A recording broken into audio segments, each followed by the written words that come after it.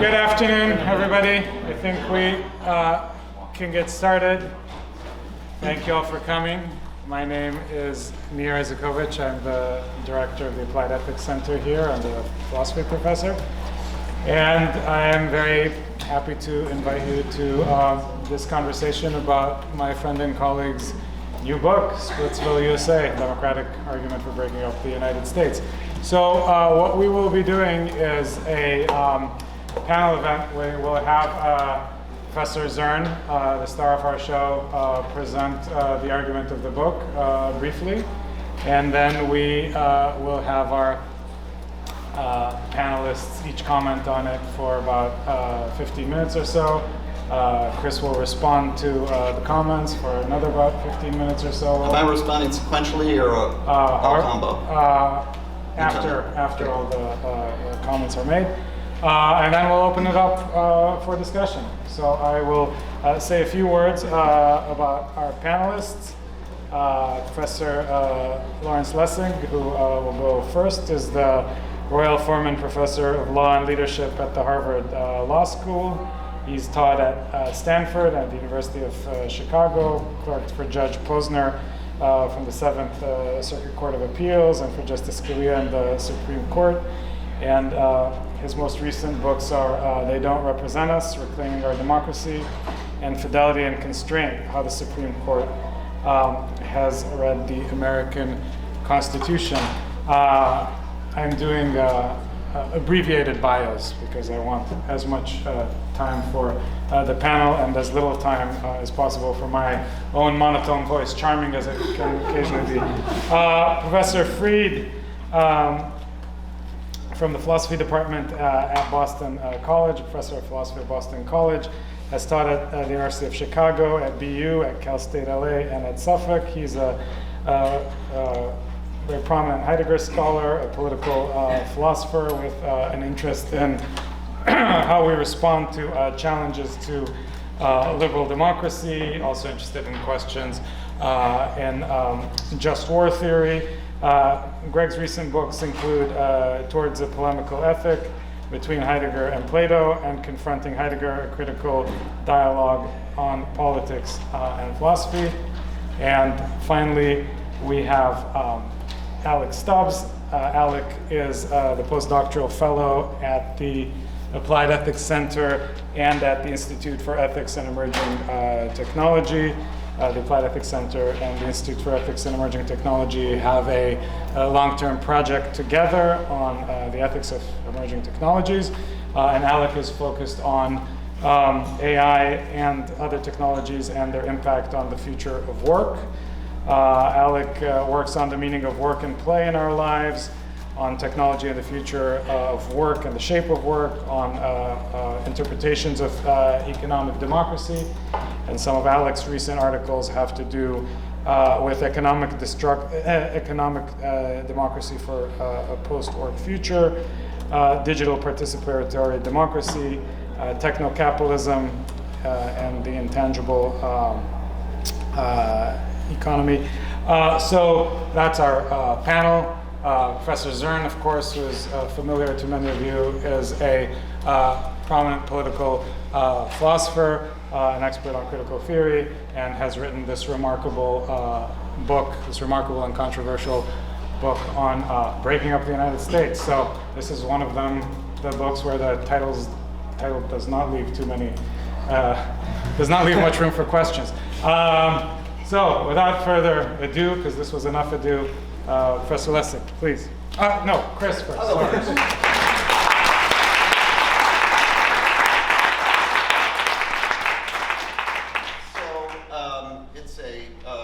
This is weird. It's a microphone over here. Okay, is that better? Yeah. Worse? Okay. Great. It's a real honor to have people pay attention to what you've written. Really, it's a deep pleasure, a deep honor. And I'm looking forward to having this book destroyed in front of me, because that's what we write books for, to see where the problems are. Because I've convinced myself, but the question is, can I convince anybody else? So what have I tried to convince people of with this book? So it's basically a book about current serious threats to our democracy in America and what we can do about them. So first, it explains how and why we in the US are in some serious danger of losing our basic Republican democracy, that is, losing the ability to choose our representatives through free, fair, and regular elections. Pretty low stakes kind of definition of democracy there. And it explains how this isn't an accident, but it's rather the result of our problematic governing institutions and how they work today. The second thing Splitsville USA is about is a cure, I propose, for our political pathologies. A peaceful, negotiated national dissolution. I recommend that it's time for us, the United States of America, to divorce and reform as several new post-US nation states. Now, the signs of our democratic pathologies are all around us. I'm not going to bore you with those, but the most obvious is that we didn't have a peaceful transfer of power, according to the clear results of 2020's free and fair elections in January of 2021. Rather, enormous numbers of our fellow citizens and large numbers of our elected officials refuse to fulfill a simple and necessary condition of any electoral democracy: being committed to obeying the outcomes of elections, whether you win or lose. And violence ensued. I finished writing this book about a few months ago in the summer of 2022, but just this month gave us more unprecedented symptoms of decline. 3 weeks without any functioning national legislature. We just ended that yesterday. And in about 3 weeks, we're about to shut down the national government once again. So things aren't going well. Okay, what explains our predicament? I don't think I've got anything original here to say. I'm in a lot of debt to people like Professor Lessig and others on these kinds of matters, but here's the basic story. I argue that our problem is that we have bad institutions, governmental institutions that incentivize political officials to undermine democracy itself. Why? Because the institutions reward those who can obtain and hold power without majority support. Which institutions in particular? My diagnosis focuses on 6 particular features of our national government: the disproportionality in the Senate, having partisans draw their own electoral districts, having state legislatures control the electoral college, the disproportionality of the electoral college, a stacked but unaccountable judiciary, and probably the most troublesome, our basically effectively unamendable Constitution.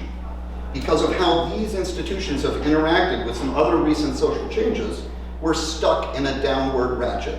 My claim is that we're on the way to either electoral authoritarianism, ungovernability, or increased civil strife and violence, or the worst, a combination of all 3. Now, what's the cure?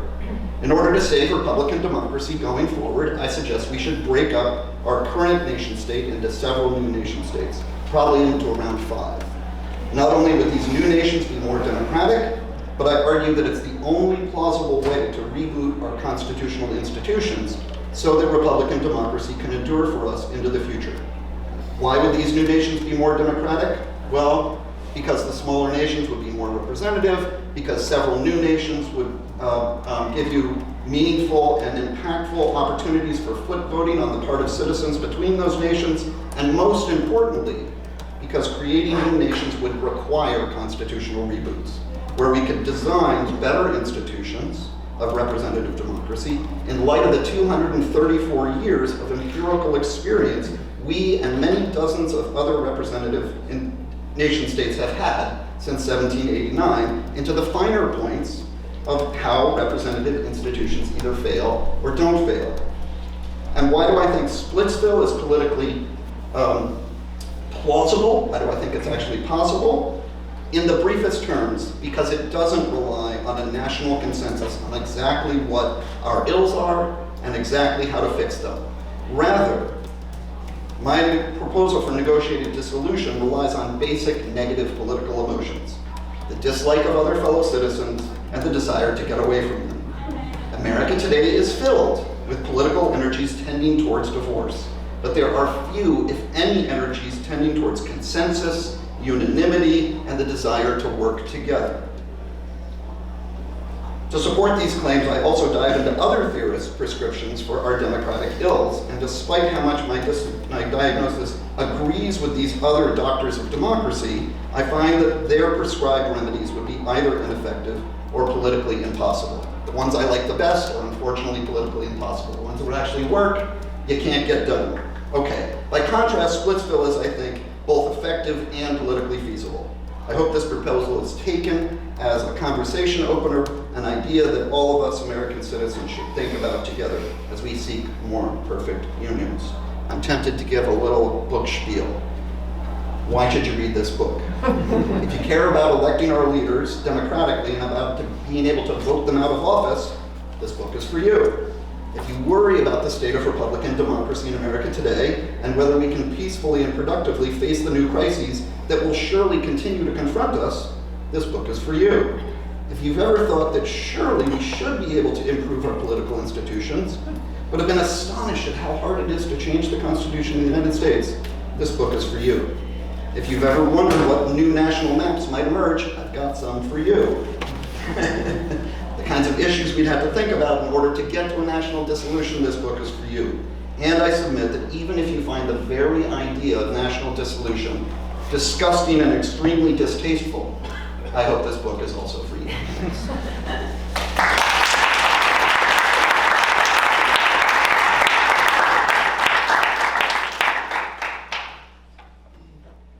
So I'm very honored and happy to have a chance to comment on this extraordinary book, which is in the very best tradition of crazy ideas.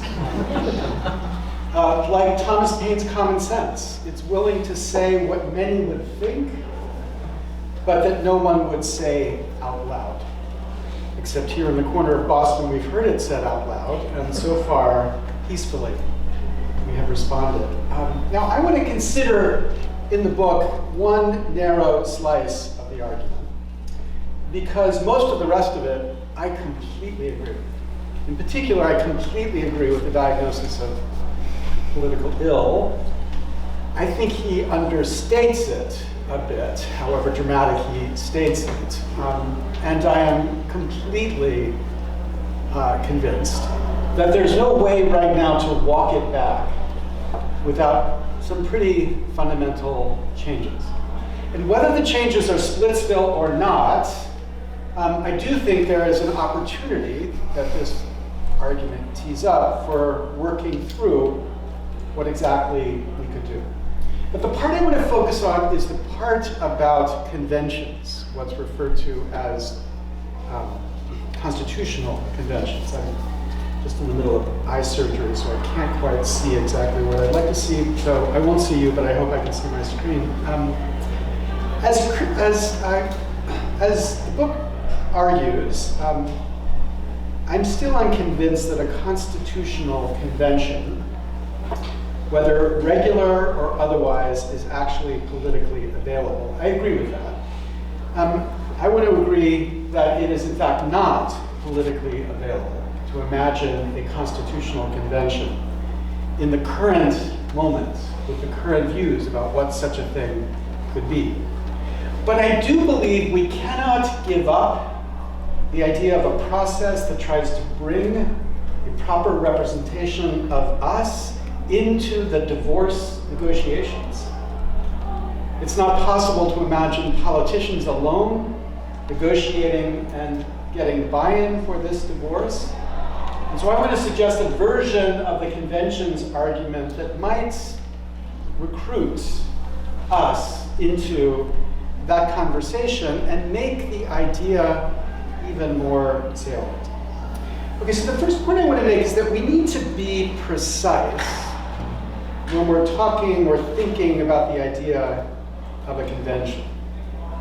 And it's very important in legal theory to distinguish between a, quote, constitutional convention and what we should call an Article 5 convention.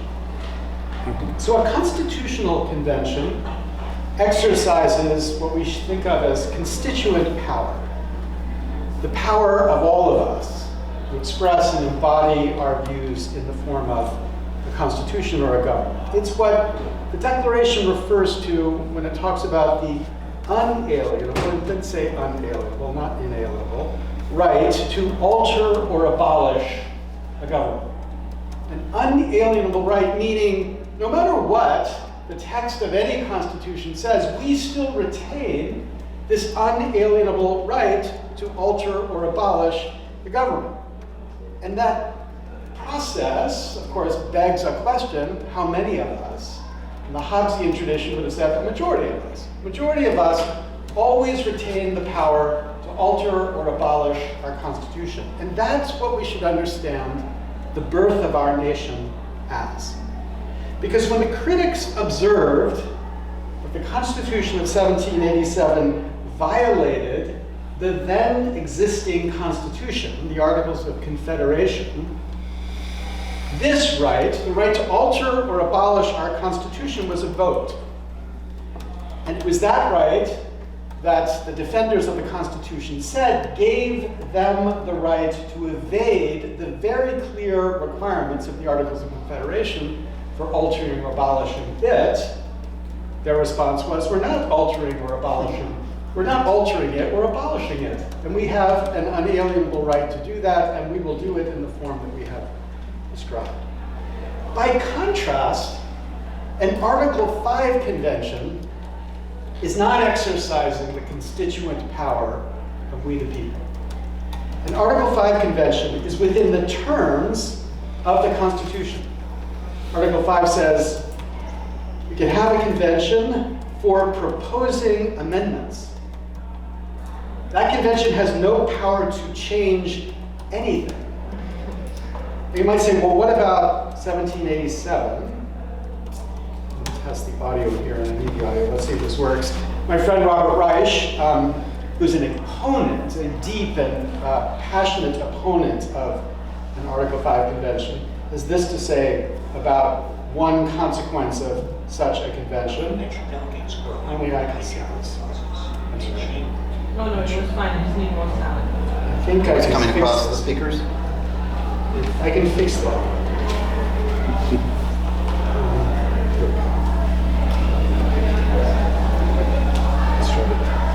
But convention delegates could hijack the process and change the ratification process itself, tossing out the 38-state requirement. Okay, let's see. But convention delegates could hijack the process and change the ratification process itself, tossing out the 38-state requirement. So his fear is that if we had a convention, the delegates would be able to vote that the way a constitutional amendment would be ratified would be different from the text of the actual Constitution. So they could decide, we'll have a ratification through a national referendum. And what Reich is saying is that there's precedent in America to support that view of what, in fact, could happen. But this view, this is a technical legal term, is just BS. And here's how you can see why it's BS. If you go back to the framing of our Constitution, under this understanding, what happened in 1787 is that there was a rogue convention. Namely, a convention that went far beyond what anybody thought it would do when it was convened. And in particular, it ignored the limits of many of the states who had expressly,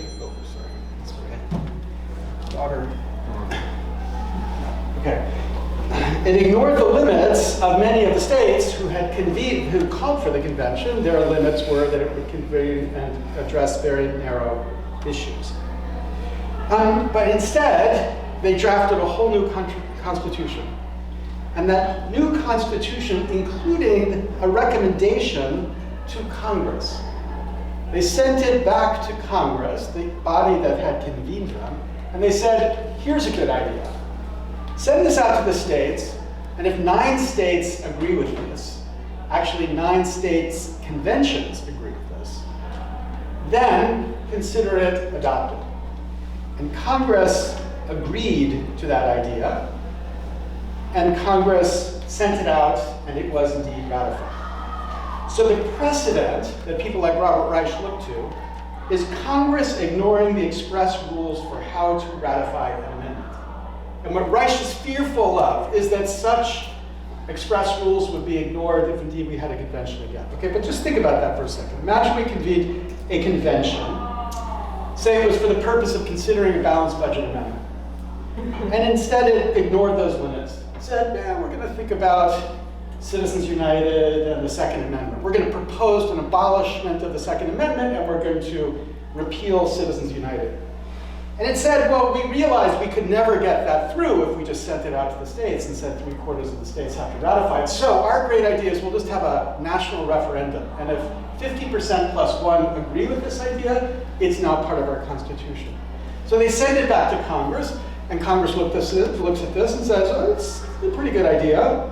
So Congress says we're going to have a referendum. And there is a referendum, and then according to the rules, these amendments are ratified. So Congress, again, has adopted a new procedure for amending the Constitution. Okay, so here's the question I want you to think about. Is it even imaginable that for 10 seconds, such an outcome would be existing in the United States without the Supreme Court coming in and just slapping it down? The Supreme Court saying, no, the Constitution expressly says any amendment takes 3/4 of the states. And you have tried to pass an amendment with 50% plus 1 of a national referendum. And so therefore your efforts at amending the Constitution are unconstitutional. Now Reich would say, why didn't it happen in 1787? Simple answer is, there was no Supreme Court in 1787 that would have had the power to say anything about what that convention had done. So the political reality here is to realize there's no chance that the convention runs away in the sense that it adopts different rules for adopting amendments. That's another way of saying 1787 is not Article 5, it's not precedent for Article 5 today. So those who are pushing Article 5, I think, need not fear what happened before, and Article 5 could be a mode by which Splitsville was brought about. But I want to engage in a kind of law professor's quibbles about just 2 points in the way that this process has been characterized. So Chris says, it is, I think, if I can see, it is my estimation, a first step would be to call a constitutional convention for the purpose of proposing amendments. The procedure is outlined in Article 5 of the US Constitution. It's a remarkably short article dedicated to constitutional change. I suspect that the most likely route, so far never used in American history, to calling such a convention would be to be a positive vote for that in at least 34 of the 50 state legislatures. Okay, so this, to be quibbling law professor, is a call for an Article 5 convention, not a constitutional convention. We're going to agree on those terms, I'm sure. They might also decide to ignore procedures for the change specified in the problematic Constitution they are in the process of abandoning. That's what I'm saying, in fact, is not possible under Article 5. It would be slapped down immediately by the court. And then Chris says, while it is true that several attempts to force Congress to call an amending convention have come close to garnering the support of the 2/3 of state legislatures needed, none has ever succeeded. Okay, so here I want to insist we interrogate what the word succeeded means. Chris is absolutely right, there has never been an Article 5 convention. But every major constitutional reform in our history has been incentivized, we could say, by the process of getting close to an Article 5 convention. The very first Bill of Rights were proposed because the opponents to the Constitution said, we're going to have another convention. And Madison's like, no, not the convention. Let's just have a proposed set of amendments that we'll send out. The progressive amendments, including the 16th Amendment, the Income Tax Amendment, 17th Amendment, the Senate directly elected, 18th Amendment, mistake, the Prohibition Amendment, the 19th Amendment giving women the right to vote. Those amendments were all teed up and triggered because Congress was within 1 or 2 states of calling an Article 5 convention. The point is the calling of a convention creates enormous political pressure on Congress to do something. And that is success, even if we never have a convention. So I want to argue we should be thinking about the Article 5 convention in this process, but I'm in total agreement with the reason to be pessimistic about its likelihood right now. As Chris describes, we have a deeply partisan convention movement in America right now. There are left-wingers, like me, calling for an Article 5 convention to deal with money and politics. There are right-wingers, like Convention of the States Project, calling for an Article 5 convention to abolish the federal government. These are radically different ways of thinking of amending our Constitution, and in the frame of deeply partisan amendment calls, it's unlikely to see anything happen because we see amendments would easily be ratified. So that's why I want to say I agree that constitutional convention, whether regular or otherwise, is not politically available. Okay, but here's a proposal that might get us there. I think we have to prepare America for a convention. And we do that by reviving the sense of how we the people could be involved. To make this more than a slogan, to make it something politically real. So here's the idea. First of all, we convene 5 citizen assemblies. And let's just say, in these 5 regions. That's my map. I'll pay you the royalties. This is a free map. Oh, okay, great. So I'm not paying you any royalties. So in these 5 regions, we have 5 citizen assemblies. So what is a citizen assembly? Well, in America, we would think of them as citizen juries, but they are random representative bodies selected for the purpose of deliberating on some important matter of public policy. Face-to-face, informed, they're given lots of information, a chance to learn before they actually begin, and then they deliberate about this idea. Citizen assemblies are the most interesting democratic innovation happening anywhere in the world right now. Iceland had a series of citizen assemblies to draft a new constitution, which was then set out to be ratified, and more than 2/3 of Icelanders ratified it.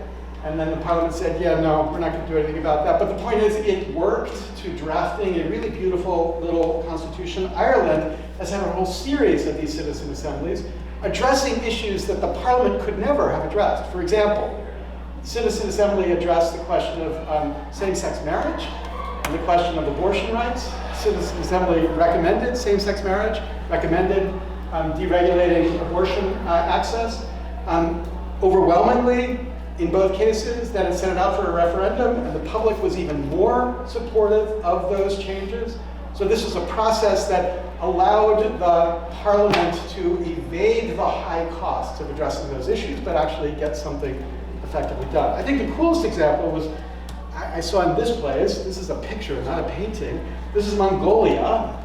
And this, in John Adams' sense of the word, is a picture of Mongolia, in the sense of this is a perfectly representative, a bit too many women, but that's probably not a problem, perfectly representative sample of Mongolia. 750 people, representing men and women, a little bit more, too many women, people geographically throughout the whole of Mongolia, different income brackets. This is a representative sample of Mongolia, brought together for the purpose of considering constitutional amendments. Because the Mongolian constitution says amendments can't be considered until they have been sent through a citizen assembly.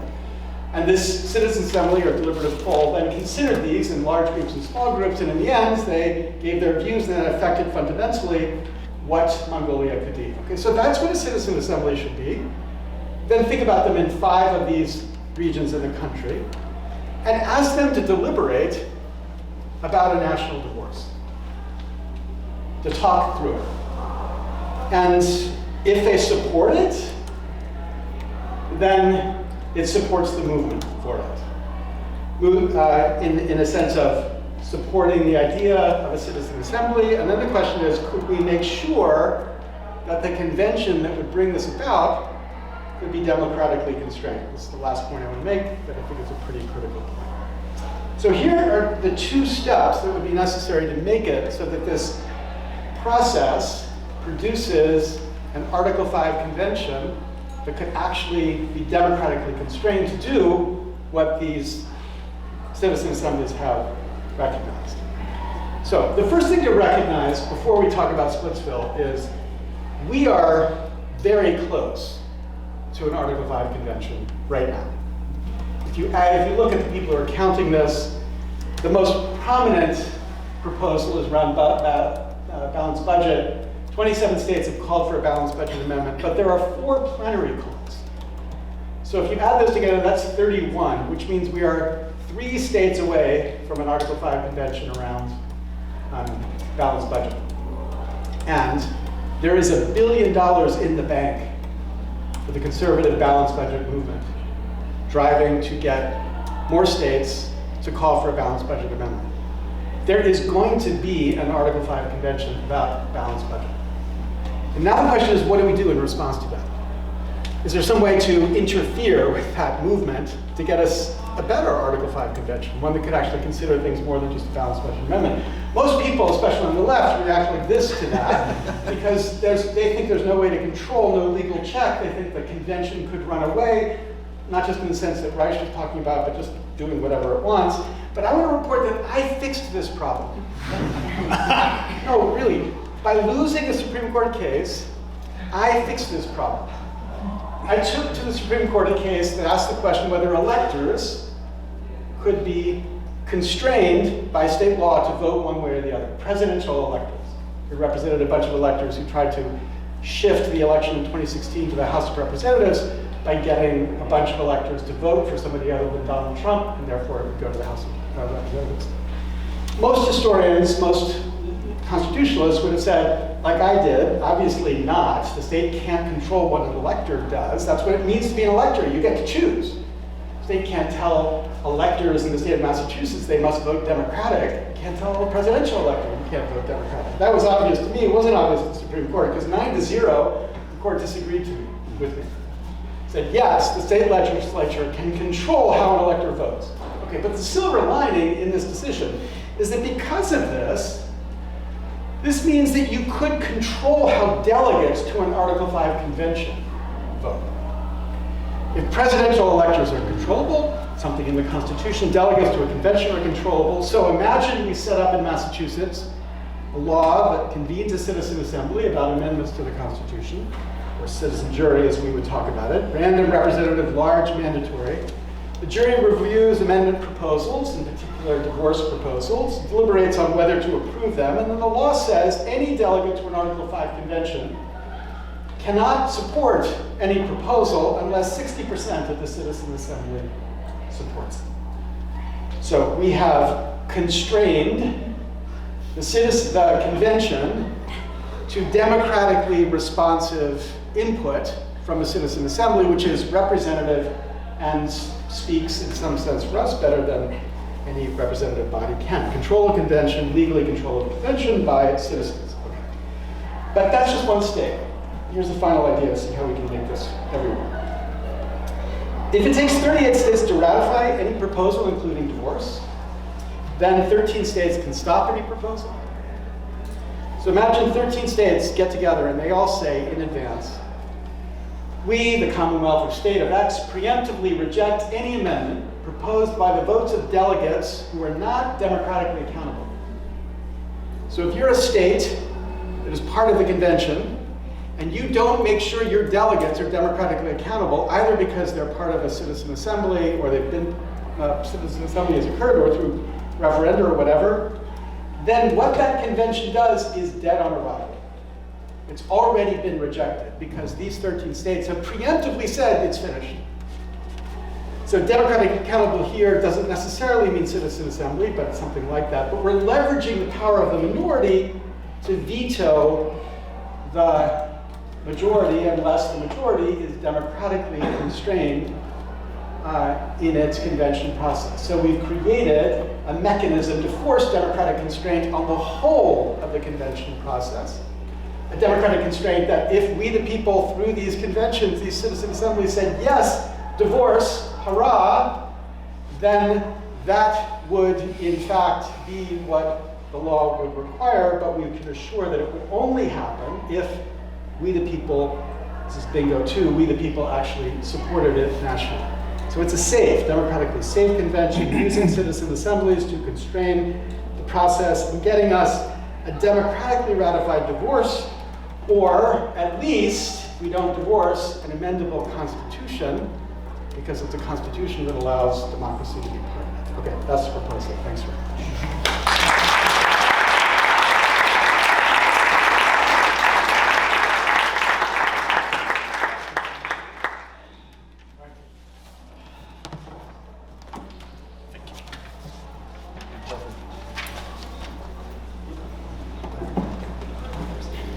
Okay, so I need to plug my computer in, and I hope that we can get this to work.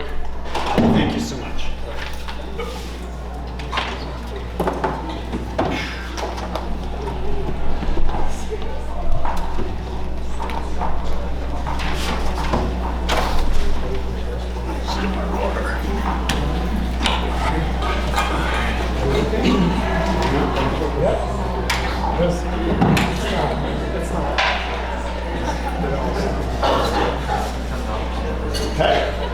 Does that work? Can you all see? All right. So, thank you, Nir, for inviting us to be on this panel. I'm really honored to be here. This distinguished writer and my colleagues. I am very grateful as well to Chris Zurn for writing this book. I found it a very bracing but also very disturbing work. And I will, if I may be personal to start this off, I am a child of a refugee from fascism in Europe. My father and his family came here, and my father dedicated a life to the Constitution that we have. And I imbued a deep patriotism from that myself. And I also feel very strongly that true patriotism means being able to very seriously and loudly critique what one's own country has done terribly, terribly wrong. So for me, it takes a lot of work to bracket my initial feelings about some of what this book proposes in order to take it seriously as an argument. I have tried my best, Chris, and I hope I will show that today. And I will also say that Chris's diagnosis of our problem, I pretty much thoroughly agree with. We have reached a very serious impasse where the Constitution, as well as the informal norms of a constitutional representative democracy, have come close to collapse, and really close. I think one does not need to beat about the bush to recognize that January 6th of 2021 came very close to overthrowing the government of the United States. And it is the intention of Donald J. Trump to overthrow the Constitution of this country if he is elected again. He has said as much, that the Constitution can and should be suspended, and there is a group working with him to figure out how, once he is in power, to purge the government of all those who would oppose his MAGA rule in the civil service, in the military, and so on. So, we are less than 12 months away, well, a little more than 12 months away, from perhaps losing our American experiment. So I think this is very serious, and it's almost too serious for the title of the book, honestly.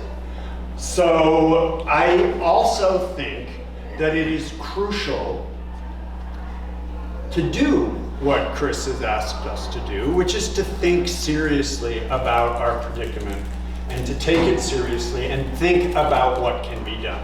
So what I'm going to present today is my reservations about the context for what he has proposed, and in particular, the motivating force for the change he's going to propose.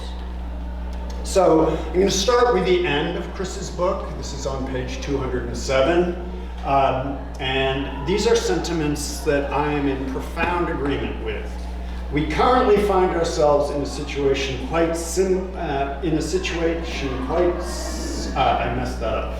to that faced by the drafters of our Constitution in 1787. They were dedicated to political ideals, new and radical ideals in the 18th century of republican government under a constitution legitimated by popular sovereignty. Yet they also found themselves locked into unworkable constitutional institutions erected by the Articles of Confederation, which were then only 10 years old and manifestly failing badly. Today, we remain dedicated to those same ideals. I take it that you're quoting Gettysburg Address there a little bit. Even as we have gotten, in the meantime, somewhat clearer about what those ideals really require. For instance, an actually universal franchise and no tolerance for slavery. So, as a philosopher, I think of myself as a quasi-Hegelian in the sense that I do believe that ideas are more important than the people who pronounce them, and that the ideas and the ideals of the American founding have a greater power than the imaginations of the men, the white men, who pronounced those ideas and tried to frame a constitution to enact them in a form of government. And I think Chris has a noble task that he's proposed for us that is fitting for that set of ideals. But if one is focused on the ideals of constitutional self-government, then the attempt to rebuild the machinery is not defeatist, it is actively seizing our own destiny, exercising our own reflection and choice concerning the basic law that governs us. And while some of the existing machinery would be destroyed, we would build constructively on its animating ideals, actively seeking to more perfectly realize the core values of that old machinery, like the drafters in 1787 and like the radical Republicans rewriting the Constitution in the wake of the Civil War. We should seize the opportunity of our crisis trajectory to remake better machinery, namely political institutions that will help us actually realize those ideals. I'm deeply in sympathy with that. I think he has described both the political and, in my sense, the philosophical situation that we find ourselves in today. We, the people of the United States of America, and Chris emphasizes this many, many times, that the Constitution is enacted by the people. It doesn't constitute the people constitute the Constitution, right? We stand before it. And we do that in order to form a more perfect union. So even the Constitution itself proposes a kind of idealism, recognizing that it itself may not have enacted the perfect idea, but that we are on a trajectory towards it. And it's a trajectory of representative government that must be animated by the people's civic virtue to uphold a representative democracy. And Chris's fundamental point is that the institutions of our Constitution have made our civic virtues and our institutions sclerotic. They've frozen in place, and we as citizens no longer feel like we have a voice and that we are actually participating in this representative democracy. I think he's got a point. And if you haven't read the book, you've seen now one of the maps. Chris proposes 3 possible divorces, a 2-nation, a 4-nation, and I'm sorry, I don't know why that got in there, and a 5-nation dissolution. So here's where the heart of my problem with his proposal is. The engine of change, animosity, and that's his word. I'd like to suggest that what makes Splitsville realistically available is precisely that such negative partisanship, as we're seeing it, could fuel the politics necessary to overcome our system's deep political inertia. Splitsville uses regional animosities to drive systematic political change. And on page 128, he talks about an us and them mentality. And my concern is, how do we distinguish that from an us against them mentality that has very serious Schmittian consequences. I can explain what I mean by that, but the message of such politics is simple: us and them. Us folks need to end our relationship with those folks, where the us is folks in our state or region, and the them is folks in some of the other states or regions who seem very different. When this is grafted onto any number of contemporary hot-button substantive controversies, the message then becomes we need to separate because we disagree so fundamentally on abortion, immigration, guns, race, climate change, taxation, or sexual and gender identity. He's right, those are real hot-button issues. Notably, dissolutionists and secessionists need not run their campaigns on dry, abstruse political procedure topics. Instead, they would message on the controversial issues they already know motivate voters in specific political races. Political entrepreneurs could then paint the distant others as crazy, wicked, stupid, grotesque, etc. I'll leave that quote there. This bothers me. And it's important because Chris thinks that we have to seize onto this animosity in order to fuel the motion to a constitutional convention. Why? Because under our current circumstances, political actors in Congress and so on, but especially in Congress, are so privileged by their entrenched position in our electoral system that they have no incentives. All their incentives are to keep things as they are. But if we focus on these regional animosities, they will have incentives to focus on the animosities that their general region can use to promote for convening this convention, and then serve politically to promote once there's a new nation. I'm going to skip that slide. And MAGA is there already, right, in thinking in these terms. So politicians are already attuned to the politics of running against the evils of one's opponents. And I'm going to move slowly through this quote. It's up there, you can read it while it's up. But Chris makes the very valid point. As the MAGA takeover of the Republican Party in a mere few years, starting in 2016, has taught us massive political change can happen very quickly. And so the idea is that what Donald Trump, as a political entrepreneur, was able to accomplish so rapidly is something that can be duplicated in the many regions of this country in order to promote and then accelerate the dissolution of the nation through constitutional change. And there is a trajectory to this animosity. In the interest of time, I won't read these quotes through, but have a look at them. But I'll look at the last one. Much depends on whether those who are good at shaping messages and democratic energies could change current cleavage patterns toward motivating a breakup of the United States.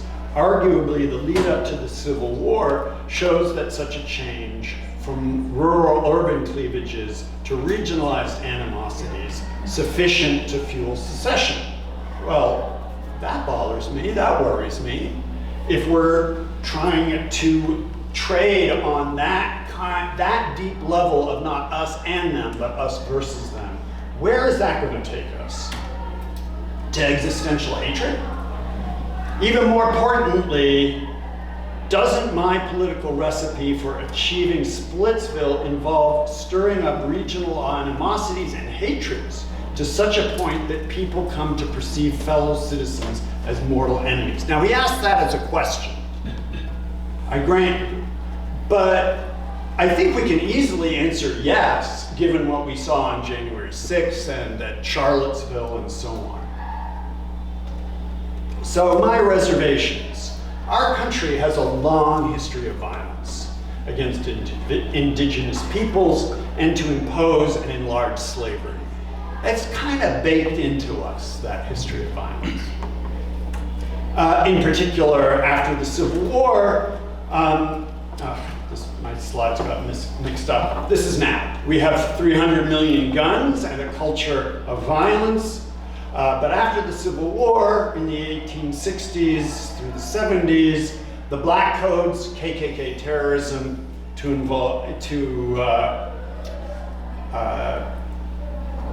pursue white supremacy and white rule, Jim Crow following that, then after Plessy versus Ferguson, legal segregation and voting suppression, and most recently, backsliding on the Voting Rights Act, right? So we see in Alabama resisting even the Supreme Court's requirement that they stop their redistricting, their gerrymandering in such a way as to deprive African Americans in Alabama of the vote. And we see that in many other states, attempts to do that even now. So all the divisiveness and polarization that Professor Zurn discusses is deeply baked into us. It's not all that we are, but it is certainly part of what we are.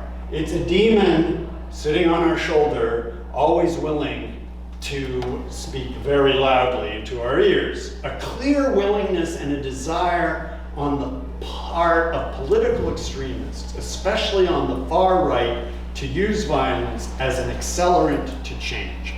Boy, have we seen that lately. And some of these openly seek a white ethno-state, Charlottesville. The one that's most popular is to take eastern Oregon, eastern Washington, and Idaho and make a white ethno-state there. And so what Professor Zurn calls entrepreneurial politicians who deploy ideology and propaganda for polarizing extremist ideological ends, I think they would proliferate immensely under the motivating idea of animosity that he has.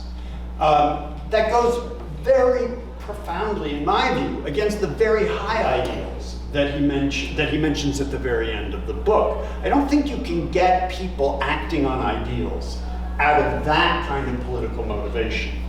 So the other problem that I have, and this is a much larger question, but are active measures and political technology. Those are terms from Soviet and Russian in the intelligence services. Those were used in 2016 to great effect in that election. So, for example, using Facebook to get two different groups to show up to fight each other at an event. Wow, will the Russians take advantage of a politics based on animosity to use our social media to put us at each other's throats? So, Zurn's four-nation divorce. His five-nation divorce. Sorry, I messed these slides up. Just take a look at these slides and sear them into your memory a little bit, especially that one. That one's done. Four. That's the census. Four is the Fever dreams.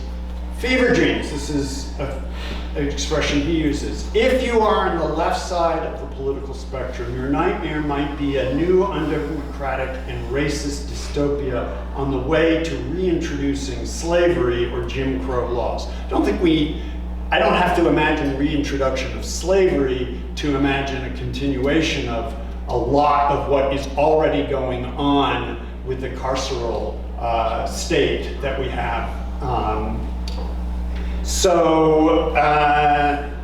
If you're on the right, your nightmare might be the new censorious tyranny where a government of pedophiles tramples on individual liberties and attempt to impose a woke monoculture. Well, I think there's a false equivalency there. The second one is a fever dream. The first one has already happened many times in our history.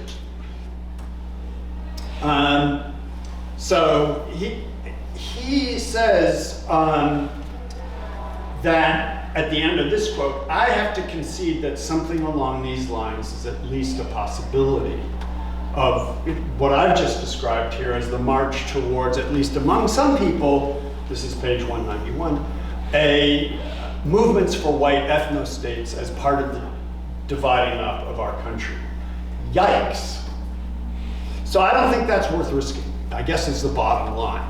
And I have more on here that I'd love to go through, but it basically has to do with the last 70 or so years of our history. I can go through, what I had on my slideshow was the maps of the presidential elections from 1944 up through 2020. Not all of them, but a lot of them. What they show is that since the end of the Roosevelt era, when Truman made the decision to stop segregation in the US Army and started doing things that looked like it might start tearing down segregation in America, the South, white South, the old Confederacy in new forms started rebelling. And what ended up happening by Nixon's Southern strategy is that we had a total flip from Democrat to Republican South. And that Southern strategy has persisted in American politics until this day on the basis of racial division in this country. Not saying it out loud, you know, Trump gets really close, but using it as that animating animosity of our politics. So, to cut to the chase, I am really worried that on Chris's model of what drives the politics to get us there, we are setting ourselves up to reenact the worst fever dreams of our history. And having said that, we are already close to the worst fever dreams of our history 12, 13 months from now, if Donald Trump wins or loses the election. So I think we're in deep doo-doo, and so we really do need Chris's book to spur us to think this through. And Professor Lessig may be right about the pathway forward, but we as citizens of this country have to get off our butts and start asking for something to be done that's more than the timid things that we have tried already. All right, I'll leave it there.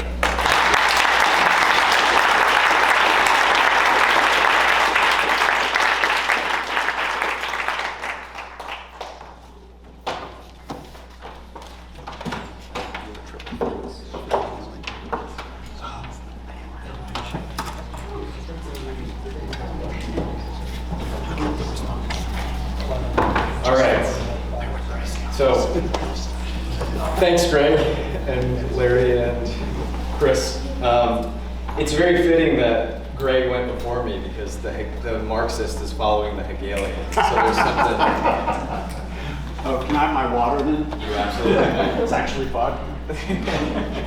So, thank you again, everyone, for being a part of this, and Chris, thank you so much for writing this book. So, I was very grateful to be asked to be a part of this panel, in large part because I was given the opportunity to read such an excellent book. Without simply rehashing the central arguments of the book, I want to give immense credit to Dr. Zurn for what I take to be one of the most effective aspects of this book, and I think we all agree on this account. Chris's diagnosis of our democracy in peril really is second to none. He makes clear the myriad ways in which the democratic pre-commitment, that is, that a polity commits itself to the outcomes of free and fair elections, is in serious jeopardy. Zurn gives the United States a full medical examination, and I find myself in complete agreement with the diagnosis. We are treated to a dense but accessible discussion of the reasons for our lack of a democratic pre-commitment, including Senate disproportionality, partisan redistricting, immense and anti-democratic failures that are things like the Electoral College and the unaccountable judiciary, an unamendable constitution, increasing political polarization, a media landscape incentivized to polarize, and crucially, particularly for my own analysis, the increasing influence of money over American politics. In short, Zurn's diagnosis of the problem has me convinced.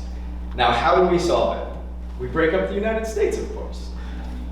So I want to begin first by outlining what I see as some of the potential strengths of Splitsville as a concept independent of the diagnostic problems that Zurn has outlined for us before turning to the question of viability.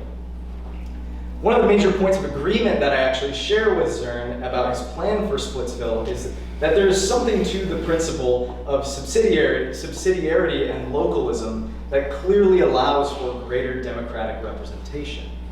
His insistence on deliberative and participatory forms of democracy, in my estimation, is central to any vision of a truly democratic state. And his image of more localized channels of democratic accountability is clearly a strength of Splitsville. Despite not trying to be overly prescriptive, Splitsville in many ways adds to the increasing literature about the importance of using participatory and deliberative forms to arrive at democracy. Splitsville also gives us a chance to reinvigorate the democratic spirit and efficacy that individuals ought to have with respect to their constitutions. The biblical nature with which we treat our Constitution means that in practice, it is largely a dead dogma, one that is unquestioningly accepted with the same kind of divine decrees that we all see as antithetical to a living democracy. Zurn shows us how important it is to have a continual renewal or reboot, as he calls it, of our Constitution.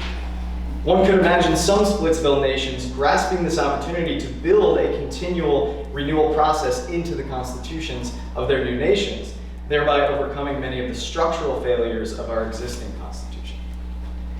It also may very well be the case that, as Zurn suggests, smaller nations are more capable of supplying resources necessary for the general welfare of their citizens because of efficiency increases in dealing with smaller population sizes. He also points to evidence that suggests people in smaller nations tend to be happier than those in larger nations. And so there may be something to be said for Splitsville, even outside of the context of a failed or a failing democracy. The case for Splitsville might be able to be made simply by dint of the advantages conferred by smaller population sizes. And much to Zurn's credit, he addresses the possibility of other alternatives to Splitsville. In judging both the alternatives to Splitsville and Splitsville itself, he provides us with three criteria that we must take into account. The first is responsiveness. That is, any alternative solution to our current system must redress the central factors that have led us to the loss of the democratic pre-commitment. Or in sticking with the medical metaphor, they must be able to produce a cure. The second is attractiveness. That is, any alternative solution must, quote, maintain peace, reap the benefits of agreement on shared rules while accommodating the persistence of reasonable disagreement, and crucially, maintain representative democracy, end quote. And third and finally, any solution must be judged based on its availability. That is, it must be realistically achieved. There are a number of alternative proposals discussed in this book, and I can't discuss them at length here, but Zurn does an excellent job of setting forth the arguments in favor of a multi-party democracy, of individual amendments that would redress the diagnostic concerns that he outlines early in the book, confederalist solutions, constitutional conventions, all of which Zurn suggests are possibly attractive, our first criteria, possibly responsive, our second criteria, but simply unavailable, which is our third criteria, due to their political intractability and blockage by powerful political actors that are best served by maintenance of the status quo. Splitsville, on the other hand, so the story goes, gives us all three. But here's where my primary worry lies. Despite the claim that Splitsville is likely the only option on the table that meets Zurn's criteria, responsiveness, attractiveness, and availability, even if we grant its responsiveness and attractiveness, I have questions over just how available Splitsville actually is in comparison to its other alternatives. Let me explain. It's important to note that Zurn doesn't give us recipes for the dissolution itself. He suggests that this should be up for democratic debate. The dissolution is an experiment with democracy in action, and that experimental process must play itself out. He makes clear when he writes, quote, "What the content of any dissolution decree or new constitutions should be are both matters that have to be negotiated among the citizens themselves and through their representatives. It would not just be stupid of me to say what all the details should be. it would be illegitimate as well, end quote. And I take this hope for democratic deliberation over the divorce proceedings to be central to Zurn's account of Splitsville. And so we should place our faith in the democratic process to give ourselves over to this constitutional reboot. Zurn bases his, quote, speculations on a basic faith in democracy itself as the best way of processing masses of complex considerations about collective policy. He says, if we pursue Splitsville through democratic deliberation, debate, and politics, I am confident that robust, rational, and resilient answers could be given to many of the complexities that we would face in pursuing national divorce, end quote. And once again, I find myself in complete agreement with Zurn here. The only just path forward towards dissolution would be one in which there was democratic deliberation over the proper distribution of resources, over debts, over free trade and tariff regimes, and so on. But here's the rub. I'm unable to see how such deliberative democratic politics are possible at the outset of the dissolution agreement.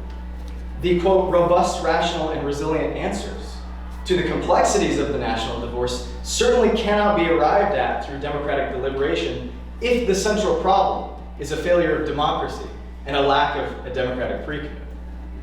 Furthermore, I think it's crucial to my analysis here the focus on moneyed interests that will certainly be bound up in these debates. Will we have public debates that are state-funded, allotting equal airtime for numerous proposals about how we divvy up national borders, resources, and nuclear armaments? Or will we have public debates that are subjected to the same forms of corporate-dominated media wars as exist under our current system? Will there be many publics for citizens to debate the best and more reasonable outcomes for the divorce proceedings, with publicly funded campaign efforts to equalize the playing field?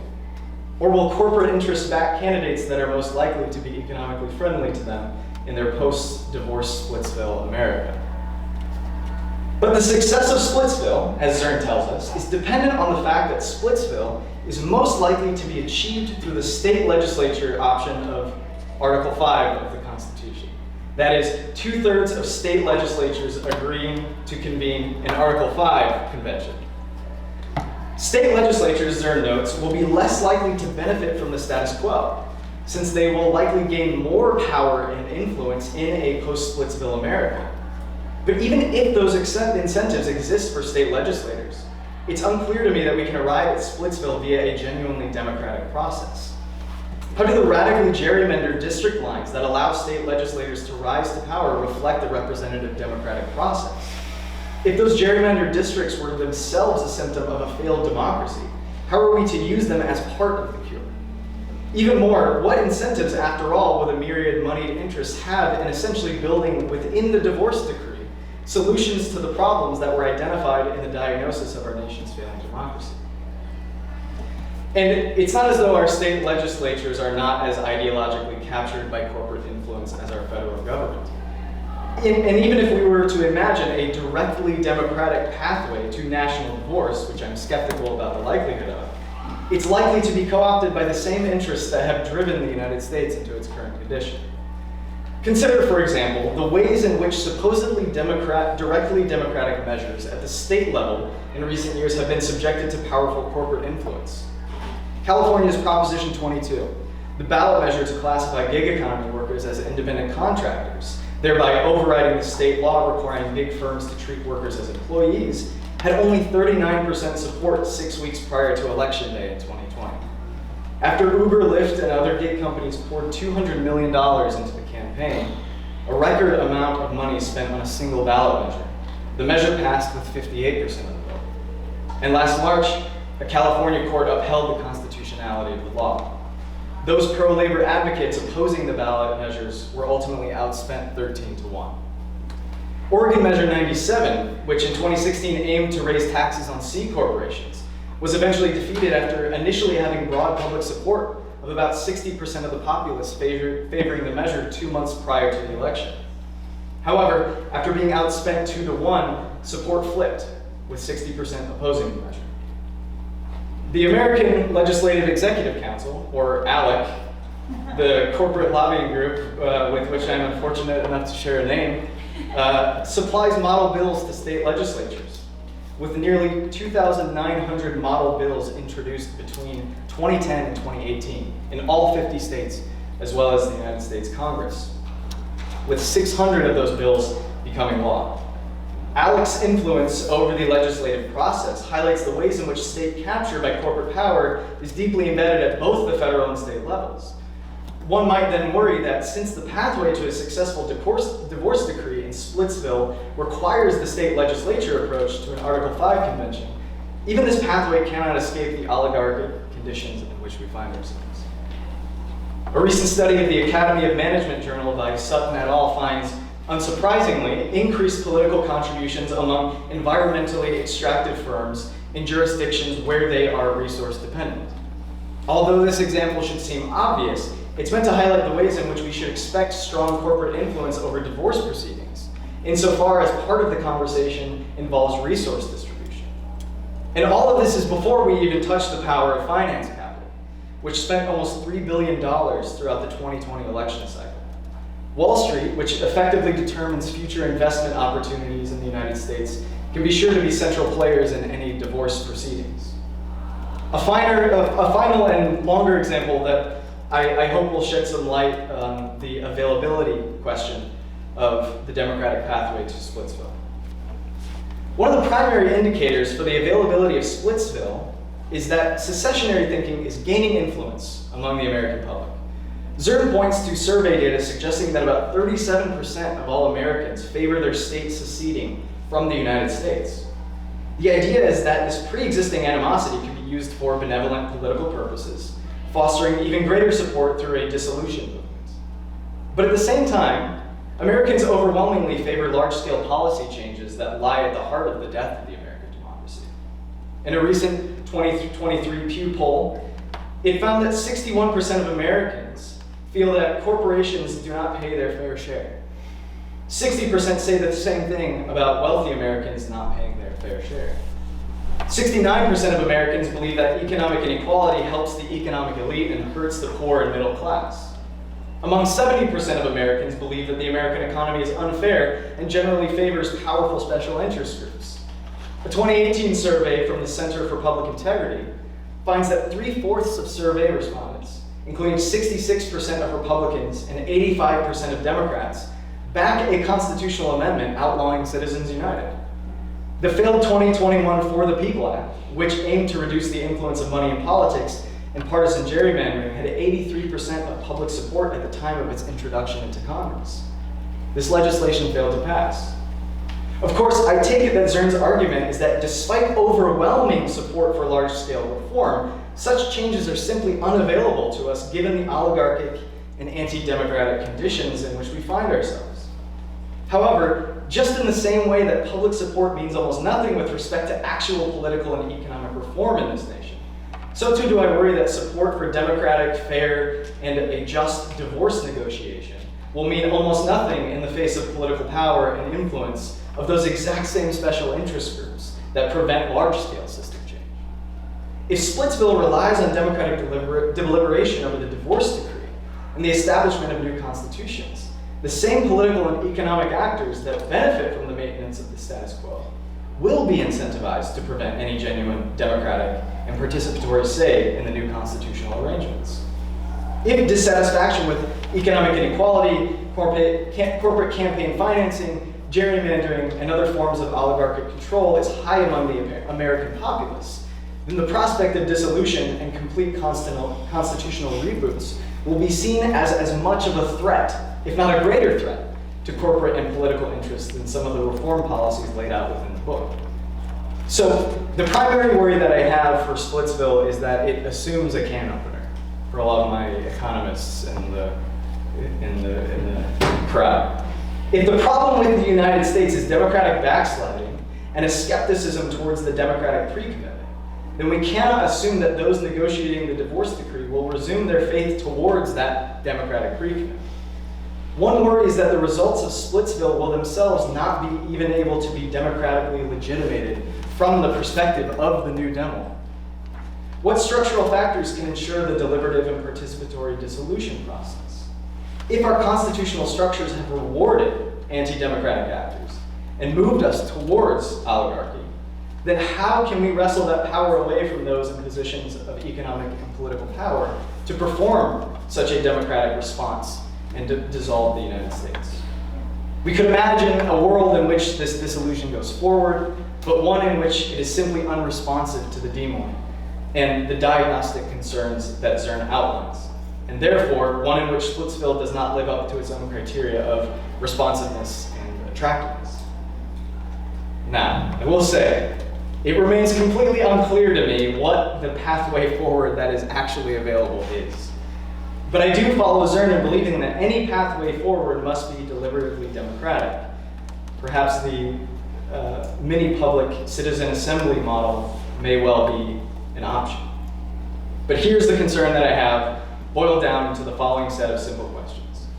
Do the assumptions about the success of Splitsville imply the overcoming of the anti-democratic conditions that make Splitsville necessary in the first place?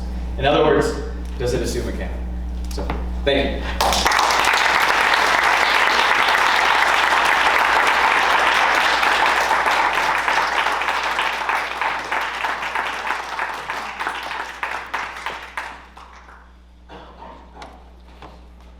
So I'm supposed to go now? Yes. A lot to respond to.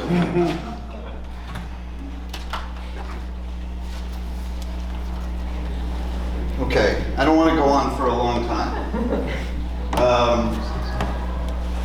Let's start with Professor Lessig. So Professor Lessig just did this thing to me, which I thought I was avoiding.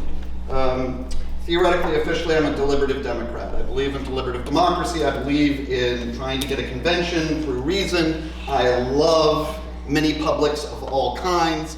That's my theoretical thing. I took off that theoretical hat to write this book. I wrote this book on a very simple idea of democracy. Not the fancy one I'm officially committed to.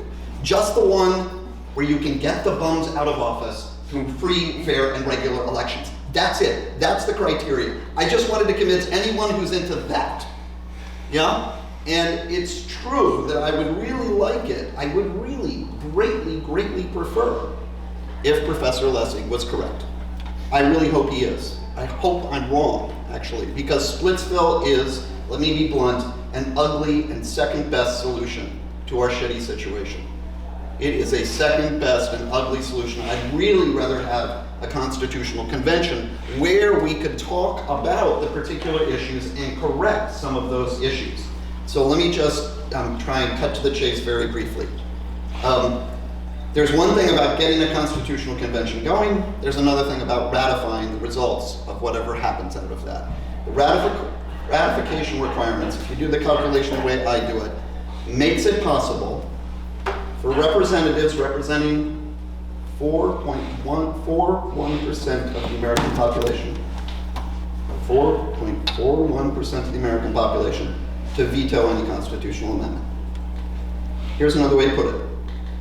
96% of the people can want a constitutional amendment and see it vetoed.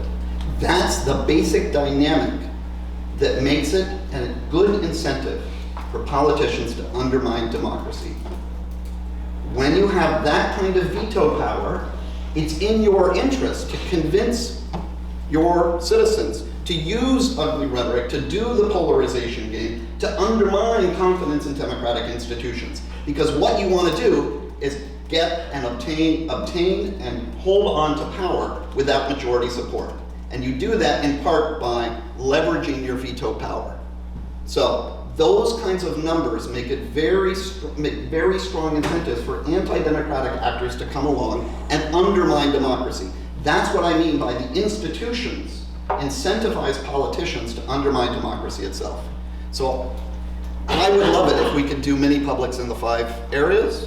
I really would. I'm not at all worried about the runaway convention, and one of the reasons I've never been worried about the runaway convention is reading books by Professor Lessig, who showed me quite clearly why we shouldn't have to worry about that at all. It's very strange that a number of organizations and people who are on our side of the political map spend a lot of political energy talking about runaway conventions, as though we've got to stick with these bad institutions. I mean, people took a stab 200 and whatever it is, 38 years ago or something like that, at representative democracy. It hadn't really been done on a national scale before. They took a stab at it and they did pretty well, and they did some pretty poor moves. We know what works better. So the question is, how do we get to the stuff that works better? I think the thing that I thought in this book is that the best shot we have is for a very minimal constitutional, a very minimal, what do I want to say, agenda for a constitutional convention. A divorce decree is a very minimal agenda. I want done with this relationship, you get that shit, I get this shit. Yeah, that's what a divorce decree is. It doesn't figure out why the relationship was bad. It doesn't figure out why the interactions were bad. It doesn't try and figure out how to have good relationships. All it says is, this relationship is done. And then people step out of that, and then they have to do a different constitutional process, which is the constitutional process of making new democracies. Now, in the Splitsville version, 4 or 5 of those will exist.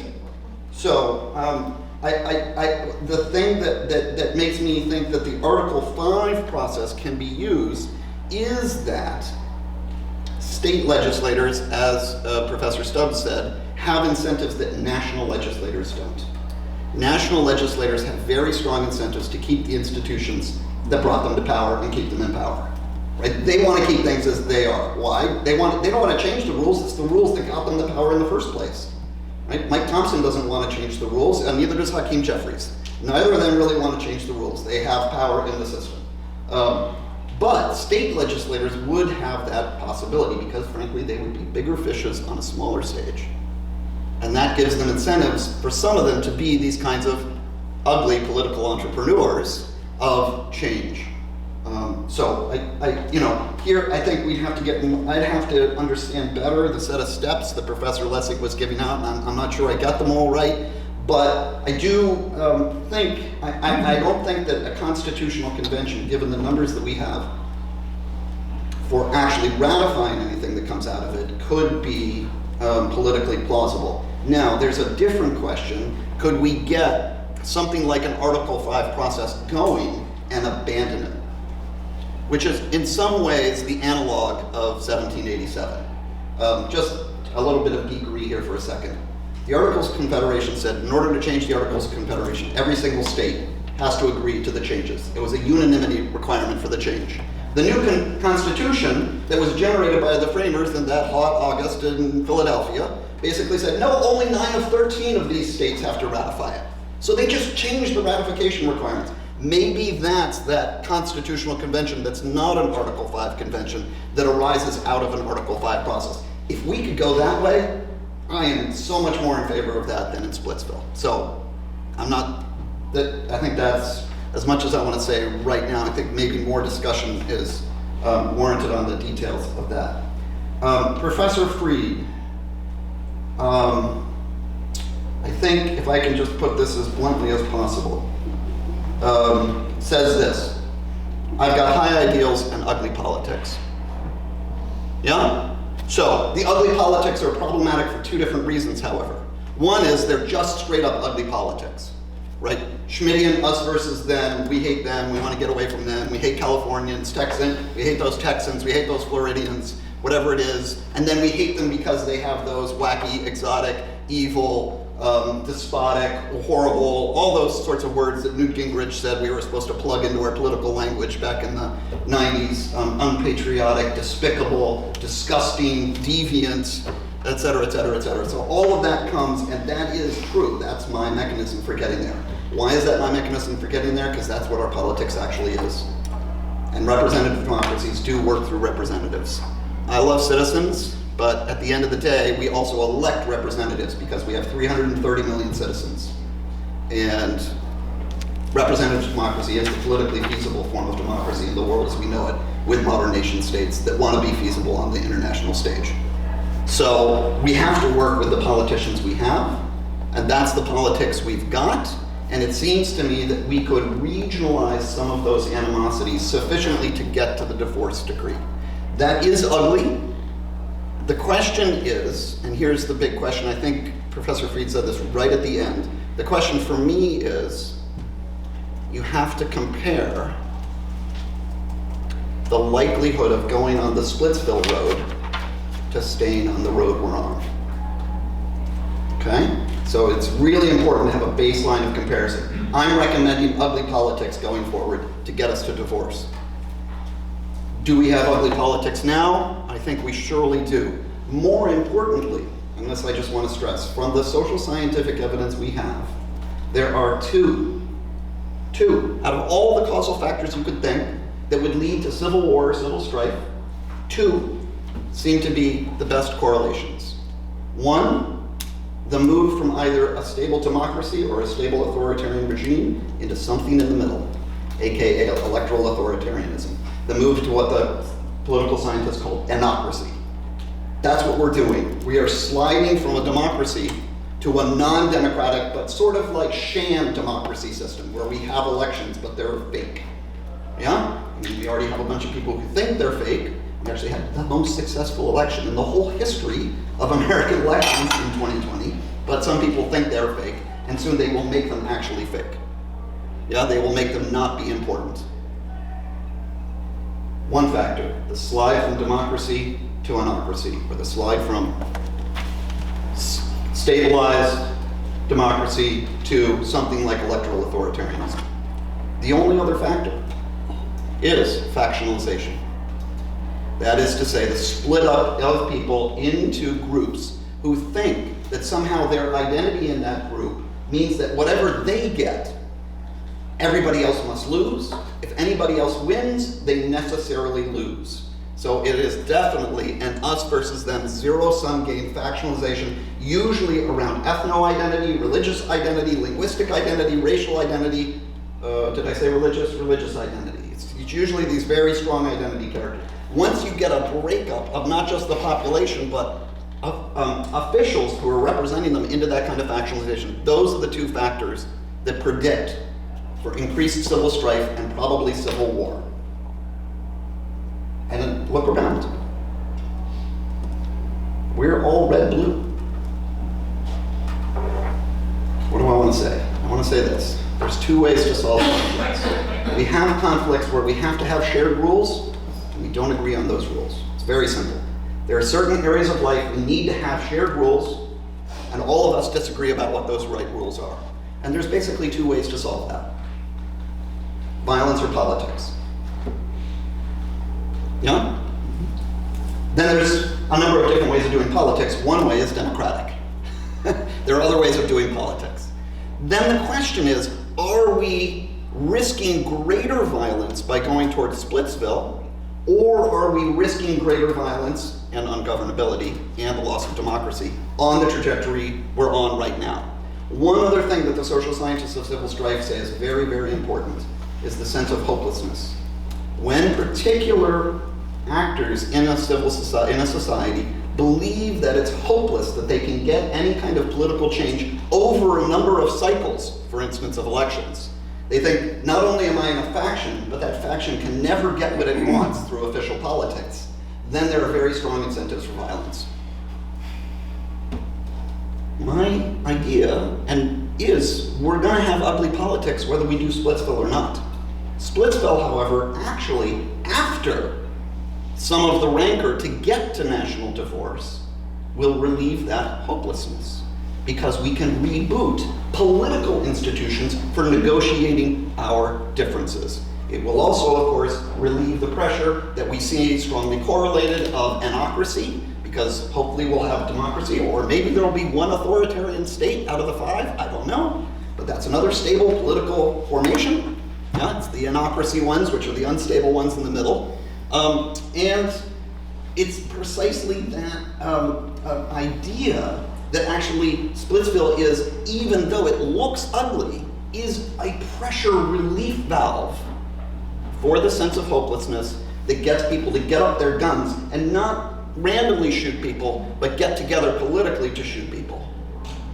So, I mean, it's not pretty, but our current trajectory isn't pretty, and it's very important to get clear about what that trajectory is. Then the question is, well, what are you going to do? What are you going to do? Can we get to, so the as Professor Stubbs rightly says, like, what's different in your cure, Dr. Zurn, right? I mean, I go through a lot of cures. A lot of them are a lot better than the one I look at. There are a lot, I happen to love Lee Drutman's proposal for multipolar democracy in America. I thought it would be terrific. You can't get there because politicians aren't going to vote themselves new rules that are going to disempower them, unless there's some massive citizens movement. And a massive citizens movement has to have something to grab onto. It can't be a massive citizens movement, I don't think, about gerrymandering or anti-oligarchy. In America, it can't be about anti-oligarchy. It can be, however, I hate Californians. I'm scared of Oklahomans, right? Whatever it is, right? Those kinds of regional distrusts are enough to get us. And remember, the divorce decree doesn't have to say everything we're gonna do. All it has to say is, done, let's start again. One more thing to say, and I think that this is really important with respect to the critique that Professor Stubbs does. Because as I understand, Professor Stubbs, your critique is, of me, or the position, is it's capitalism, damn it, it's not the political institutions. It's the oligarchic capture of the political institutions that's the deep driver of the problem. Do you mean to wait for? Well, I don't know. Sure. I mean, I wouldn't suggest that that's not my central position. What I'm trying to suggest is that the oligarchic conditions themselves are unlikely to allow for a kind of democratic process that is required to get us Splitsville in the first place. Because if the problem is that we already fail to have a democracy, if the way that we achieve Splitsville is through, in your words, a deliberative process. No, I am definitely not in the deliberative process. Sure, okay. All I want to get is to an Article 5 convention that's a divorce decree. Then we have to have the deliberative processes about how to reboot. Yeah? But even so, that's part of the... So let me try and, I think I understand your critique, and I think this is what I want to say to it, if I can. Very bluntly, material interests will look after themselves. That is to say, the large oligarchic powers will be very good at making sure that in a post-Splitsville situation, their pork is roasted in the right way, and if they see it in their interest to be able to capture more new smaller nations, they will push for that. So I'm not so worried about that, in part because I don't think it's a driver, but in part also because of something that no one has talked about, which I think is a real benefit of Splitsville. So let me just, I'm sorry to give a little bit more detail than you probably want. I tried to build this whole book on one simple value. We like having elections for political representatives. But I threw in a couple of constraints. One, if it's going to be violent, it's a no-go. So if Greg is right, the game is off, right? Mm-hmm. Absolutely. The second requirement is what I call an anti-oppression requirement. And that is, Splitsville can't lead to some situation where people now find themselves in a nation state where they are systematically subject to illegitimate oppression, right? If they find themselves in a Professor Fried ethno-state, ethno-nationalist state, a white supremacist ethno-nationalist state, they have to be able to get out of there. And so the only thing I sort of insist on with the divorce decree is that there have to be robust immigration and emigration rights, probably for several generations, for previous United States citizens across the different nation states. Right? So in order to make sure that if there is going to be a white nationalist state, there's only white folks left in there who are oppressing nobody, right? Except themselves because they want to, people can leave. People can vote with their feet. Right now, we can't vote with our feet nationally. Some people found that out after 2016. They're like, oh, I'm just going to go to Canada and get Canadian citizenship. Yeah, good luck with that. It's not quite as easy as you thought. However, Splitsville would build that idea of robust immigration and emigration and immigration rights in probably for several generations. Now I do that for the anti-oppression reason, but I also think it actually puts very significant pressures on the democracies that would ensue. Because if in fact you were stuck in a state that was like a new nation state that was committed to the systematic exploitation of gig laborers, some of them would stay there, and a lot would leave to nicer social democratic, let's say, pastures elsewhere, more Northern European-ish nations or something like that, right? Some wouldn't, and a lot would. So there would be very significant pressures through this kind of foot voting, I think, that would mitigate some of the worries about a unmitigated oligarchic control of all 4 or 5 or 3 or 2 or however many new nations. So I do think that that foot voting mechanism does a fair amount of work in at least putting some upward pressure on what particular nations would do after the divorce. I think that oligarchs are going to get what they want out of the divorce, however it comes. Some will push for it because it'll be more advantageous for them. Those who have more control in Washington won't push for it. Those who have more control in Topeka or in Springfield, Illinois, or something like that will not push for that. They'll push for the divorce, right? Those kinds of interests look to me like they kind of just cancel out.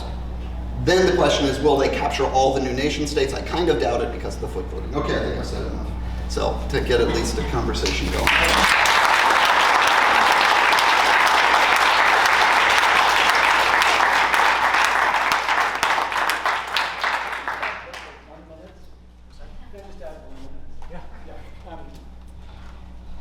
So I think it's really important to imagine the scenario that makes this plausible. So I have a book coming out in January called How to Steal a Presidential Election. It is completely plausible that we're going to go through an election cycle where the election will, from our side, seem stolen. I think people can't hear you, Professor Lessig. Is that working? You have to get it really close, I think. Can you hear me? No. Did that do anything? Maybe not on. Okay, now it's on. Yeah, great. So it's completely plausible we're going to have an election where our side thinks it's stolen, or I'm going to recognize myself as a Democrat, our side thinks it's stolen. And if you think about the dynamic of divorce, which I think is a really evocative idea, I'm fortunate that my parents never went through divorce, I've never gone through divorce, but I've seen a lot of movies, right? So, the dynamic of divorce is you just have a really furious, hateful encounter, and then you wake up the next morning and you're like, okay, we just can't go on. There's no reason for us to be hateful anymore. We just realize we can't go on. I think that's the plausible scenario where we get to a place that something like this is on the table, which is why I think it actually undercuts the point about, it's not that we actually have to negotiate ourselves through it in the ordinary political way. It's like we've got to come to a constitutional recognition through whatever horrible thing happens. And my only contribution to this is to say, I hope that doesn't happen, but even if that is happening, I think it makes sense to begin the process of citizens talking about this and other things in a really rich and constructive way, so that after that divorce, at least we have a belief that we can do something as citizens, like we can be part of democratic deliberation in order to imagine what those post-divorce democracies are like. All right, so let's turn it over to the audience, and I'll let you just say who your question is for, and I'll let you gentlemen field your own questions. Yeah, please. So, I think we owe you a debt for starting this conversation, for sure. This book is forcing a discussion of details that we would ordinarily not air or really have the courage to face. And I think that is true because of the state of affairs that Alec described so well, characterized so well. I love Professor Lessig's jujitsu of essentially arguing that if we have to really talk about splitting the baby, we can at least, the closest we're ever going to get to national agreement within the current system is that we don't want to split the baby. You're essentially using that veto power on the side of democracy. Let's veto tyranny. And I think that is the closest that we're going to get. Sorry to interrupt you, just need to get to the question because we have limited time. I guess my question for Professor Lessig is, all of that depends upon, as you so articulately explained, the Supreme Court. And we've seen democracies failing as Supreme Courts lose power. I think you're right that the one thing we can depend upon the Supreme Court to do is unanimously vote for the continuation of the US Supreme Court. And so we've got that on our side. But are you confident? Why are you confident that we will continue as a nation to respect the courts? Oh, I'm not confident at all. I think the court has been extremely self-destructive. And though there are people, my former colleague Elena Kagan and Chief Justice Roberts, who are deeply committed to institutional defense and like figuring out how to rebuild confidence, I'm not sure they're going to win. But what I am sure of is that if there were a case presented where some Congress said we're going to amend the Constitution just by national referendum, the plain language of the Article 5 provision notwithstanding, 9-0, the court would say hell no. Even if the public loved it, the court would say hell no. And so that's my only point about how we're pretty sure that the convention process, for lots of reasons, I think we agree on this, is not going to run away. So then the question is, what should we deploy it for? And all I'm saying is we would be more eager, I think, all of us, to deploy it if we could add a democratic check into it. And I think we have the means to add a democratic check. Hi, Chris. Chris, two questions on Splitsville to be fast on it.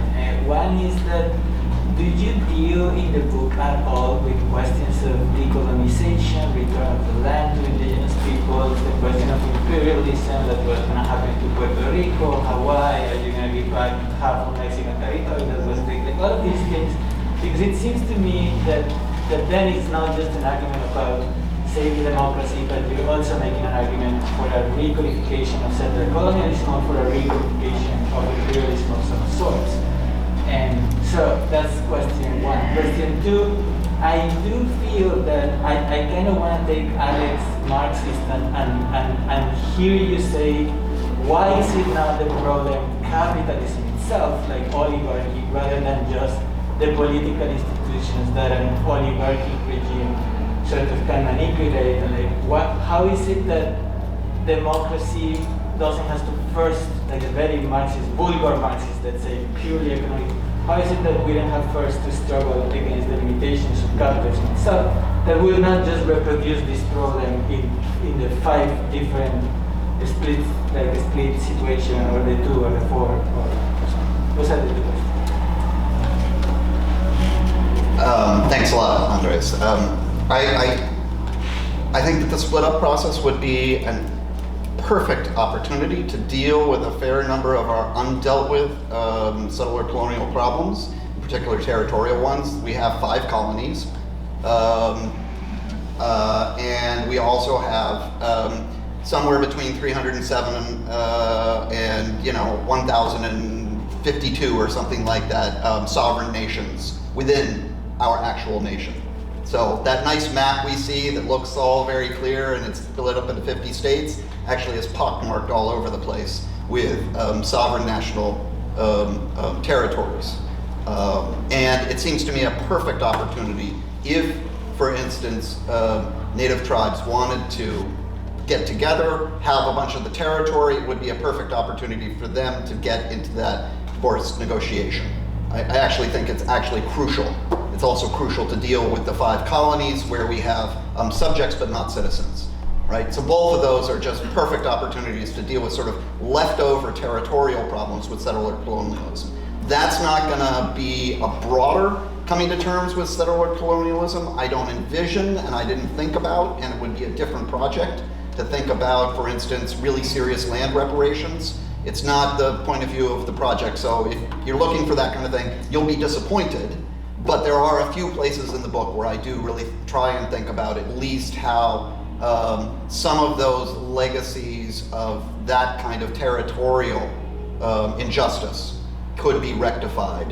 In particular, for instance, in making new sovereign nations perhaps that weren't dependencies as they are now on the US federal government. So that's to the first question. To the second question, this is not part of the book. So here I'm like speaking off the cuff or something like that.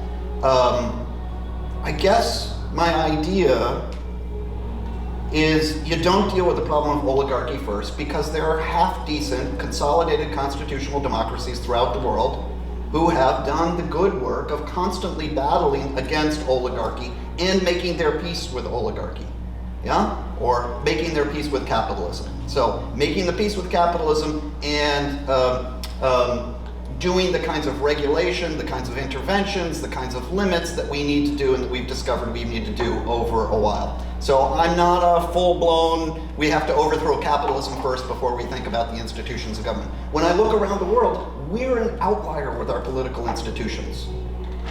We're not a total outlier, but there are only a few countries that have been so completely captured by, for instance, finance capital, right? It just so happens that both of them have to do with Great Britain. One, ours, and Great Britain being the other one, and maybe, Hong Kong is sort of being recaptured by Chinese capitalism, whatever that means, right? But there are plenty of decent consolidated democracies that have done a good job of continually regulating, channeling, controlling capitalism, both for good and to mitigate its noxious side effects. That's not going to satisfy, right? A full-on, I'm a make your peace with capitalism kind of guy, but you make your peace through that through political institutions. So I actually think politics is, and the structure of law, which is what politics controls, is precisely the way that capitalism even exists in the first place, and it's the place where we can get a control on it. So I don't know if that answers, but that's... Mitch. Thanks. My question is for Professor Zurn. Chris, one very specific question and then a broader one. The specific one is, what if we have these robust agreements on immigration and immigration, what would be the enforcement authority, given we see how international law gets enforced? It seems to me, if you're unwilling to risk severe oppression that people can't get out of, I wouldn't be secure that after these states are formulated, no matter what they agreed to, if we don't have some sort of authority that has, the ability to enforce it, that in fact it's an invitation to really oppressive states be set up in this country. So that's the specific question. And then more broadly, and this isn't particularly well focused, as I don't expect much of an answer because it's not much of a question. What about the availability that would come about through ideological change that is driven by organizing efforts? So that, is there any reason to think that we couldn't hang on long enough so that with proper organizing in certain parts of the country, we can get people recommitted to democracy that may then lead to structural changes that the representatives whose interests are to keep these poor structures simply couldn't resist? It doesn't seem to me that the United States is at this point completely and utterly unresponsive to broad popular movements. Now it's getting close, I'll grant you that. Yeah, I think I would want to say, read chapter 2 for the second part. I mean, Professor Lessig sort of gestured to this at one point. Of course, there were popular movements that got major and significant institutional change. The most obvious is the populist movements at the beginning of the 20th century that forced popular election of senators. I mean, that was a major change. That took major power away from state legislators and gave it to the people. That was a major change that was pushed through organizing. So at least we've seen it in our history. However, I think that there are a number of sociocultural changes that make that kind of thing impossible. But I'm not going to go into all of those. On the immigration and immigration rights, there would be no skyhook that could decide all of these issues. So you have to actually split out the two issues. One is emigration rights. That is, how much would one particular nation state perhaps control its borders to not let anyone out. It's really hard to do, and people are really good at getting out of their countries. I mean, that's what I want to say. Just historically, the enforcement mechanism is folks with their feet. They're quite good at it. Witness the pre-Civil War South.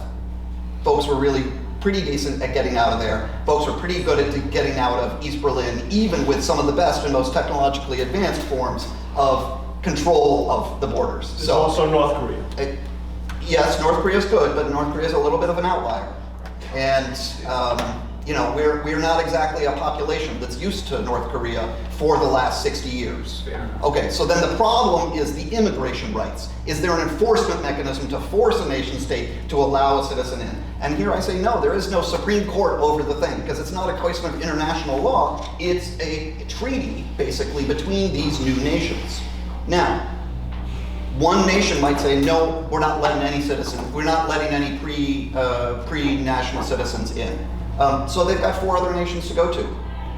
It's true, I don't have a perfect hook for that. What it is how you muddle through. And one of the things is having more open borders, that is more points for legal immigration that is recognized by new nations. Maybe it's only 3 out of the 5. Maybe 2 don't, close their borders and do a whole, build the wall to the moon thing. Great, maybe they do, and you can't enforce it. Better to have the 3 to go to than none to go to. Because the current trajectory is, we can't leave this country, but the country is taken over by non-elected rulers who we can't get rid of through ordinary elections. To what extent do you think about the idea of an obstructionist mentality, a lack of willing to compromise with whatever the other side is, proliferates each one of these regions independently? I just think of New England, where you have some of the most progressive voters, but one of the people instrumental with the insurrection and planning it was from New Hampshire.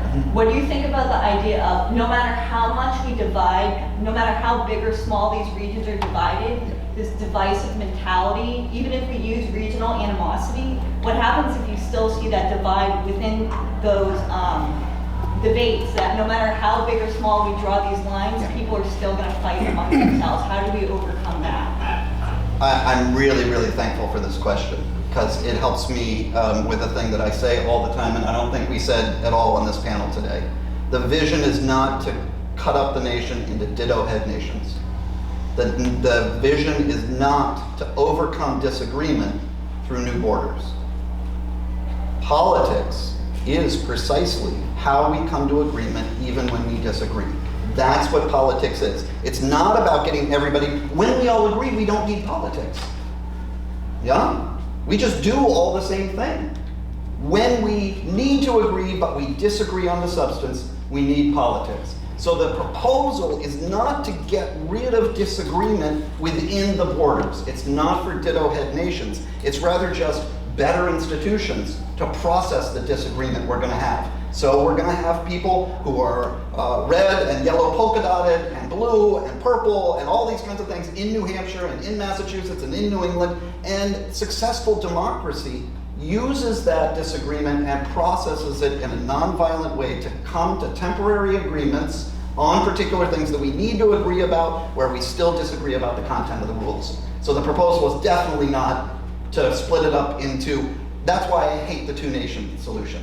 So I put it on there, but I think it's just dumb. The 2-nation solution is red nation and blue nation. And it's just dumb because it denies what politics is about. Politics is about processing disagreement that's going to be continuous. It's just a fact of human nature that we disagree about stuff we need to agree on. That's why we do politics or we do violence. So, thank you. Yeah. One last question. Yes. Yes, my question, I love all the questions that have added to this discussion, and I'm curious, perhaps just to throw a wrench on the whole panel, for all the ideas that were brought up today, but what might the benefits of perhaps enlarging our government, calling a constitutional convention in order to create more representation that perhaps is more regionally based, or perhaps just creating regional protection or some that's not so strict as new nation states and real borders, and still allows for the U.S. to maintain some sort of global dominance, which they won't want to give up in terms of breaking our military. I totally agree about the oligarchic aspects of our government now, and so perhaps maybe more representatives could decrease that with different levels of regionality. And how might that differ from the jury of peers assembly? I would like both of those things. I don't think there's a plausible way to get to them. I guess I mean, Daniel Allen's been arguing, for instance, for a much bigger house. Yeah. I don't know why any House member would vote in favor of But I that. guess like another apartment building, you know, really just changing things up. Yeah. Not so bad cutting the country. But I think it's a great question for, like, just, again, emphasizing the mechanism of change that you're imagining. The mechanism of change is hopelessness. Like, we come to a place where we've just given up. Okay, now that we've just given up, what are we going to do? So I think your change would be great, but I think the point you would make in response to is that we don't have a political process for bringing about real change. And that's not going to be, we're not going to fix the political process with the political process. Now, you could have another 2 hours about why I don't think that's necessarily true, or at least I devote a huge part of my life to the belief that it's not necessarily true, but it's I get it. It's like really reasonable. Sure, and to respond to your point, I don't want people to walk away from this thinking that I don't think change is possible, of course. But I do think actually, and something that you mentioned earlier, Chris, is that it seems considerably more viable for us to divide ourselves along the kind of animosity lines rather than build a large-scale grassroots anti-oligarch movement. But if you actually look at how Americans feel about American oligarchy versus secession, it seems like the anti-oligarchic tendencies are actually more fervent than the secessionary tendencies. So there is something there to, I think, hold on to. And I know that you recognize that and you want to say, look, our divorce decree is the thing that just gets us out of the stalemate, and then we can have that conversation. But nonetheless, I think it's worth, that position is not worth giving up yet, I suppose I would say. And I don't know if this will be responsive at all to your question. It's something that occurred to me as my colleagues here on the panel were talking. I painted a picture of some very ugly trends in American history that are bubbling under the surface of current electoral politics and ideological manipulation of the country.